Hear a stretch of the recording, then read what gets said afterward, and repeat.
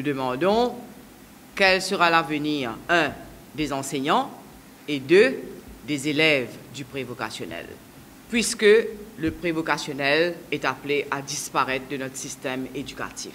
S'il est vrai que l'assurance, dès le début, a été donnée que ces enseignants ne vont nullement perdre leur emploi, on nous a répondu tour à tour que les professeurs du prévocationnel allaient être des support teachers, des remedial teachers, pour enfin devenir des enseignants du extended stream de 4 ans qui va remplacer le prévocationnel.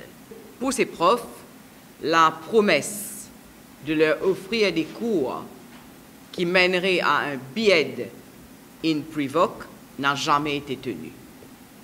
Qu'en est-il de ces quelques profs du prévocationnel qui sont confirmés et qui n'ont qu'un HSC comme qualification? Seront-ils mis à la porte maintenant, après avoir assuré pendant des années? Les élèves de première année Prévoc 2017, qui se sont enregistrés pour l'examen de PESAC et qui passent les examens à la fin de l'année, iront en grade 7 en 2018. Ceux qui n'auront pas passé, ceux qui n'auront pas make the grade, iront dans le extended stream. Et si jamais il n'y a qu'une poignée de ces élèves, 5 ou 6, ou même 3 ou 4, dans la deuxième année de Prévoc, va-t-on faire une classe spécialement et uniquement pour eux? Beaucoup des élèves qui vont se joindre à l'Extended Stream en 2018, après 6 ans au primaire, ne savent toujours pas écrire leur nom, ne savent toujours pas les lettres de l'alphabet et ne savent pas les syllabes. Et là, on se gargarise qu'ils auront 4 ans au lieu de 3 pour faire le même programme que les autres élèves. Et de surplus, faire 8 matières principales, incluant des composantes, ce qui fait un total de 13 matières. N'est-on pas en train de tromper ces élèves et leur donner de faux espoirs? On parle de remedial education pour les enfants qui auront des difficultés d'apprentissage. Qui va assurer ces cours de rattrapage? À quel moment de la journée? À des groupes de combien d'élèves? Y aura-t-il des enseignants de remedial education pour chaque matière et chaque classe? Qu'en est-il du programme d'études du Extended Stream?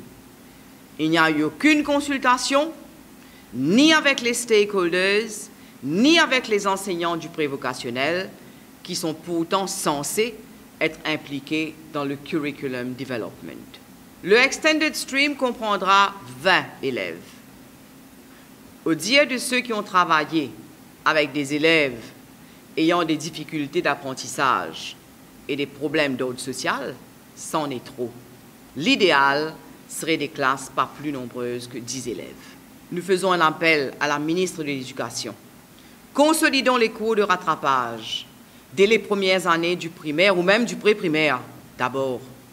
Ensuite, nous irons de l'avant avec une réforme du secondaire.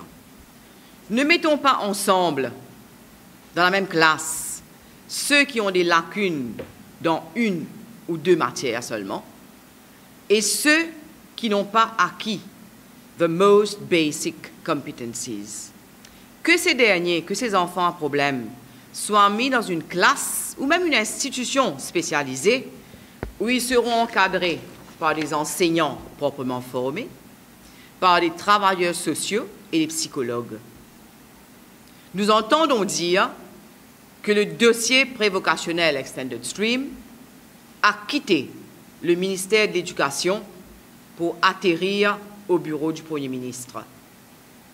Nous voudrions que le ministère de l'Éducation confirme ou infirme cette information.